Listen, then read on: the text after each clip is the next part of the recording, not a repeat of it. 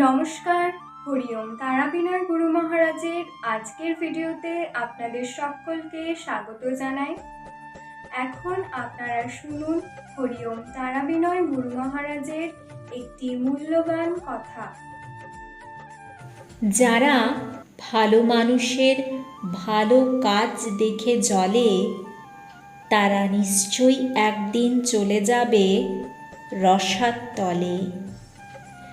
যারা ভালো মানুষের ভালো কাজের সম্মান করতে জানে, জানবে তাদের মন ভরে আছে প্রকৃত সুখ জ্ঞানে।